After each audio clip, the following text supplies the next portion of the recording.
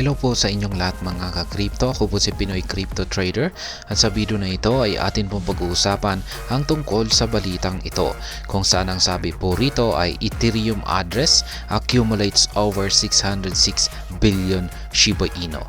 Kaya ayan, meron na pong isang Ethereum address dito ang bumili or nag-accumulate ng higit 606 billion na amount ng Shiba Inu tokens. Kaya yan, ang laki po yan na amount ng SHIB tokens.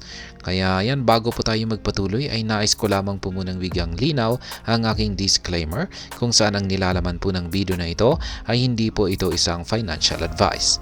For education and information purposes lamang po ang layunin nito. Maliban po dito ay nais ko na rin pong magbigay babala na wala pong kahit anumang group chat ang Pinoy Crypto Trader. At ayan, ang sabi po rito ay an Ethereum whale has doubled down on Shiba Inu with 606.36 billion buy. That comes at a time of increased SHIB-focused whale activity. Kaya ayan, isa pong Ethereum whale. Ang doble daw po yung kanyang binili. Dito, dinoble daw po niya yung kanyang binili na amount ng Shiba Inu tokens. At umaabot po sa 606.36 billion yung kanyang binili rito. Kaya as the cryptocurrency market battles its way out of a downtrend, while activity on the popular Shiba Inu cryptocurrency is on the rise. Ayan.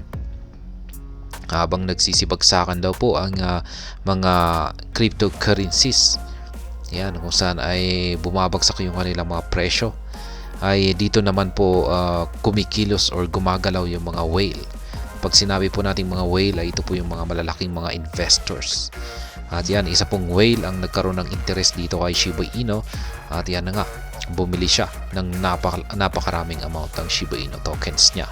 One of the notable transactions in recent times is a large 606.36 billion SHIB, approximately $5.9 million, accumulated by an Ethereum address that first bought Shiba Inu 2 years ago. Kaya ayan, siya po ay yung kanyang recent transaction dito ay bumili po siya ng 606.36 billion na SHIB at nagkakalaga po yan ng $5.9 million. Kaya ayan yung interesting po rito ay yung Ethereum address na ito ay isa po ito sa mga kauna-unahang Ethereum address na ayan, bumili ng Shiba Inu nitong nakalipas na 2 taon. Ayan. As on-chain data reveals, the latest acquisition makes SHIB the largest holding on the address. The whale now holds 733.2 billion SHIB, approximately $6.79 million, and has largely focused on acquiring SHIB with minimal selling in the past 2 years. Although there is no clear way to identify the entity behind the address, further investigation reveals some interesting data. The wallet regularly moves a portion of SHIB to another address that now holds over 1 trillion SHIB tokens, or $9.2 million. Additionally, the address may be tied to a retail investor or a high-profile fund that invests in SHIB. During its early interactions with Shiba Inu, the address received 36 billion tokens from a prominent crypto exchange, Coinbase. Kaya yan, mukhang yung address daw na ito ay may kaugnayan daw po ito sa isang retail investor or isang high profile na fund. Kaya yan, pero wala pa rin pong nakakaalam dyan. The SHIB whale activity on the rise. The recent large Shiba Inu accumulation follows a trend of increased whale activity. Data tracker Into the Block shows that whales have moved over $158 million worth of SHIB tokens in the past 7 days. Kaya yan po yung mga galawan ng mga SHIB whales dito kay Shiba Inu. Umaabot na po ng higit $158 million na halaga ng SHIB tokens ang kanilang trinansak nitong nakalipas lamang na 7 araw. An increase in whale activity dominated by large buys typically indicates that prices have dropped to a region where large investors consider it necessary to increase their exposure to an asset.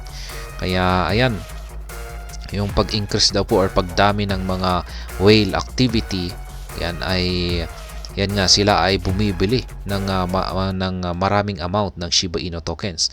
Nagpapakita lamang po ito ng sinyales na ang presyo ni Shiba Inu ay bumagsak na po ito sa region kung saan ay kinukonsider po ng mga malalaking investor na pinakamagandang buying opportunity.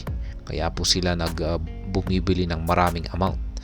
As previously reported by the Crypto Basic, whale activity on SHIB surged after the cryptocurrency dropped below the 40 digits 10 support level, which it held for a considerable period.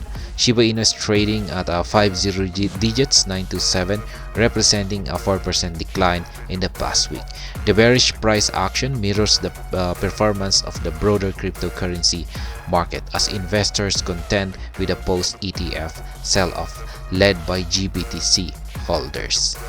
Kaya yan, maski maraming mga whales or malalaking investors ang tuloy-tuloy na bumibili ng malalaking amount ng Shiba Inu tokens, ay mukhang wala pa rin gaanong pagbabago sa market price nito. Ayan, bumabagsak pa rin. Yan, ibig sabihin ay matindi po talaga ang mas matindi pa rin ang selling pressure. Walang laban yung mga whales na mga nag-accumulate or bumibili. Ayan. Yan po ulit yung laman po ng balita na ito ay meron na naman pong isang Ethereum address ang nag-accumulate ng Shiba Inu tokens, kung saan ay umaabot po ito ng 606 na billion na SHIB tokens yung kanyang binili. At ayan, hanggang dito na lamang po tayo sa video na ito. Sana po ay inyong nagustuhan ang aking paliwanag dito. Kung inyo po itong nagustuhan ay pakiclick lamang po ang like button nito. Para naman po sa mga bago lamang dito, kayo po ay aking inaanyayahan para mag-subscribe. Pakiclick na rin po ang bell icon nito dahil ito po ang siya magsisilbing notification nito sa mga bago kong videos na akin pong ina-upload sa aking YouTube channel na ito.